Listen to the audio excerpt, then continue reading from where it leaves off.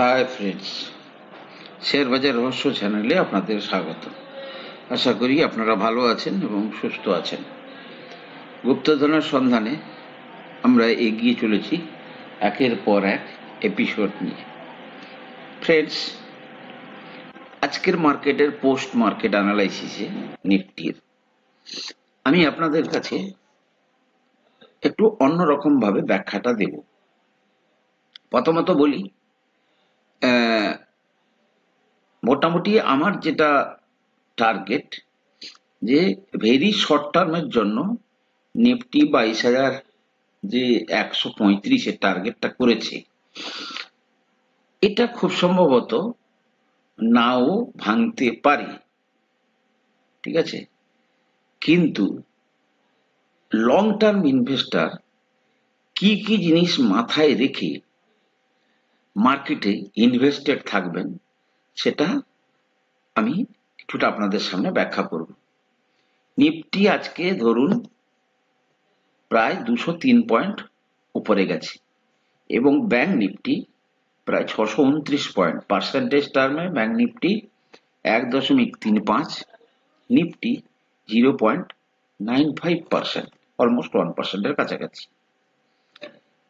তাহলে গোটা এক মাস জুড়ে নিফটি আপনি যদি দেখেন ওয়ান ডে ক্যান্ডেল গুলোতে, এটা আমি মান্থলি ক্যান্ডেল রেখেছি, ওয়ান ডে ক্যান্ডেলে আপনি যদি দেখেন, যে দেখুন যাই করুক না কেন নিফটি কিন্তু তার যে লো এবং হাই করেছে, ভোলাটাইল নিফটি কিন্তু প্রচন্ড ভোলাটাইল, অর্থাৎ আজকে 300 পয়েন্ট উঠছে, কালকে 200 পয়েন্ট নামছে, কালকে আবার 200 পয়েন্ট উঠছে।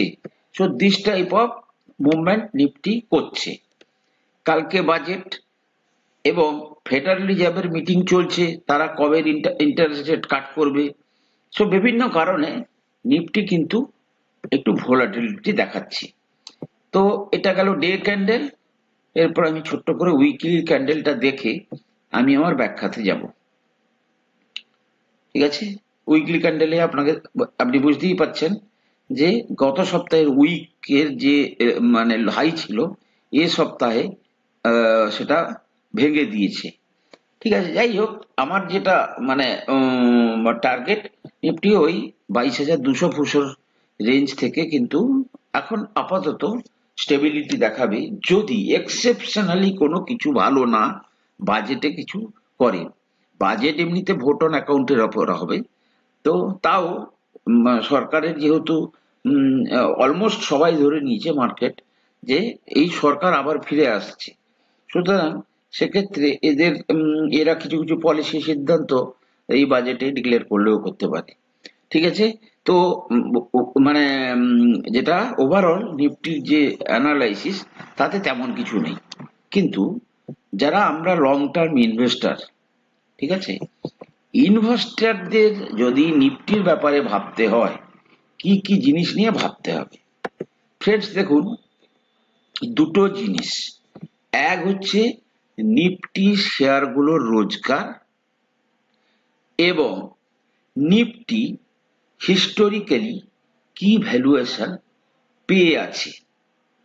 ঠিক আছে, আপনারা এটাকে মানে অবশ্যই খোঁজ রাখবেন যে দৈনন্দিন ভিত্তিতে নিফটি, স্পেশালি যখন এই রোজগার সিজন আসছে, নিফটির আর্নিংটা কোথায় গিয়ে দাঁড়াচ্ছে, নিফটির ইপিএসটা কোথায় গিয়ে দাঁড়াচ্ছে, এবং সেই নিরিখে নিফটির বর্তমানে পি কত। ফ্রেন্ডস, আমি দুটো ওয়েবসাইটের হেল্প নিচ্ছি।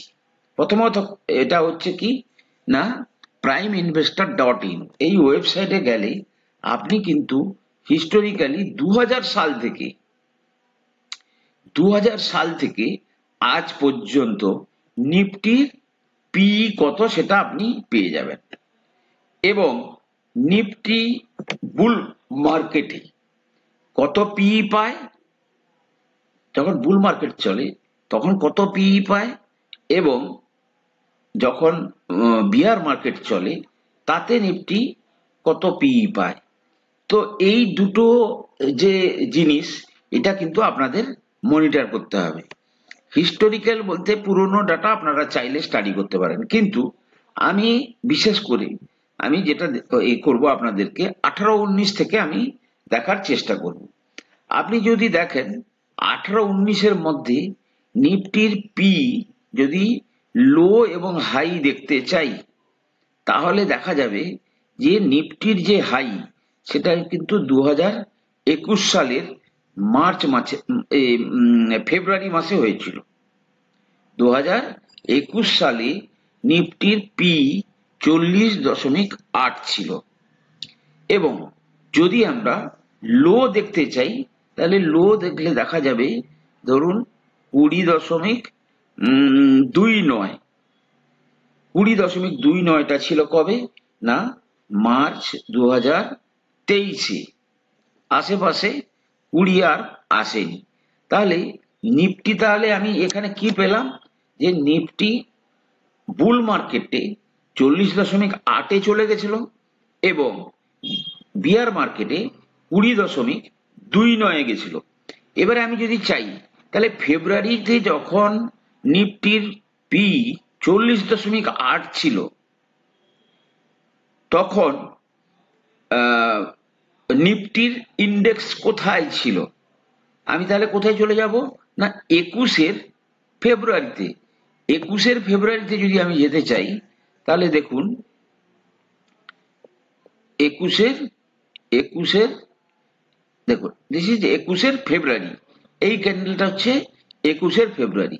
তখন সেই মাসে নিফটির হাই ছিল 15,400 থেকে লো ছিল 13,661। ঠিক আছে। আর দ্বিতীয়টা কিটা বললাম, যে নিফটির যখন 20.29 ছিল পি, অর্থাৎ 2023-এর মার্চে, তখন নিফটি কোথায় ছিল? তখন নিফটি ছিল কোথায়? 23-এর মার্চে। দেখুন 23-এর মার্চে, 23-এর ফেব্রুয়ারি, মার্চ কোথায় ছিল? 17,799 বা 17,800 থেকে 16,800 রেঞ্জে ছিল। ক্লিয়ার? তাহলে আপনারা বলবেন যে এই ধারণাটা আপনাদের ক্লিয়ার করার জন্য আমি এটা দেখাচ্ছি। তাহলে এই যে পি রেঞ্জ সমান আছে, কিন্তু নিফটি বাড়লো কি করে? তাহলে তার আর্নিং বেড়েছে। তাহলে আমি এইটা আরেকটা জায়গায় হেল্প নেব, যে ওই পার্টিকুলার টাইমটাতে আমার নিফটির ইপিএস কত ছিল।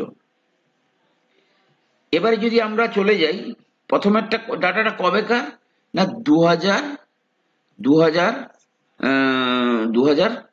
কোথায় ছিল? 2021-এর ফেব্রুয়ারিতে।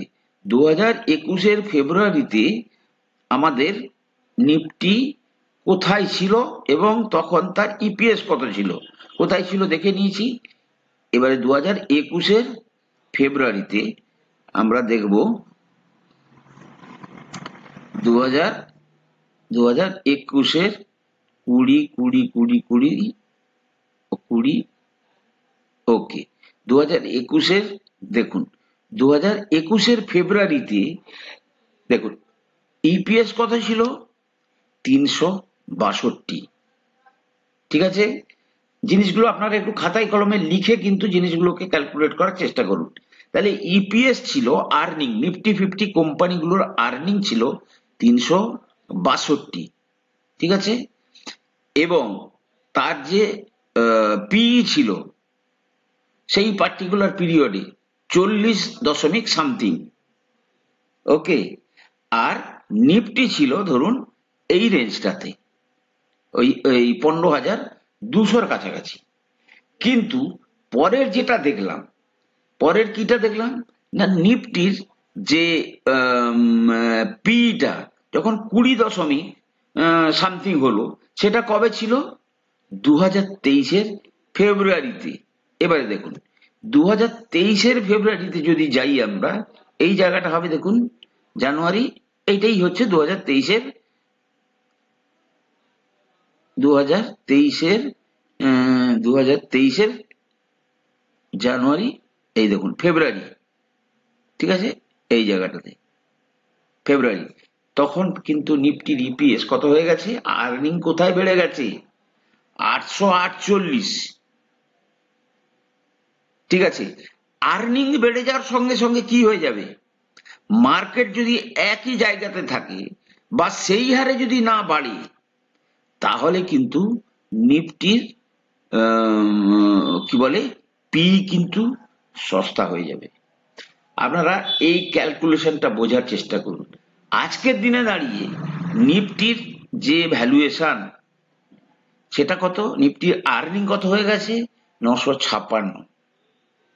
নিফটি 21,348-এ কাজ করছে, এবং আজকের দিনে দাঁড়িয়ে নিফটির পি কোথায় আছে, 22.86।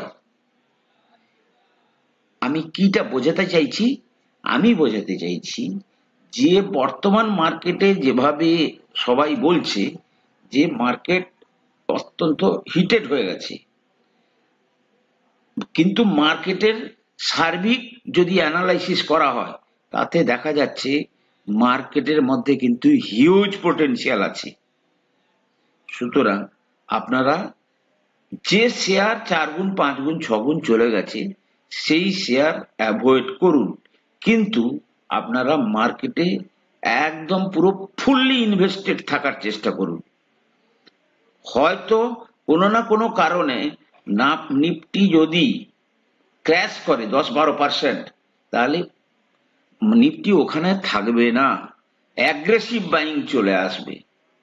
তো ফ্রেন্ডস, আমি আপনাদেরকে এই উইকেন্ডে আমি একটা ওভারঅল নিফটির আগামী 4-5 বছরের জন্য একটা প্রেডিকশন অ্যানালাইসিস করে আপনাদেরকে বোঝানোর চেষ্টা করব যে লং টার্ম ইনভেস্টার কেন আমি বলেছি যে সিট বেল্ট টাইট করে ইনভেস্টেড হয়ে চুপচাপ বসে থাকুন। আশা করি জিনিসগুলো আপনাদের মাথায় ঢোকানোর চেষ্টা করাবেন। কোনো প্রশ্ন থাকলে আপনারা কিন্তু প্রশ্নগুলো জিজ্ঞেস করুন। ভালো থাকুন, সুস্থ থাকুন, কথা হবে পরের এপিসোডে।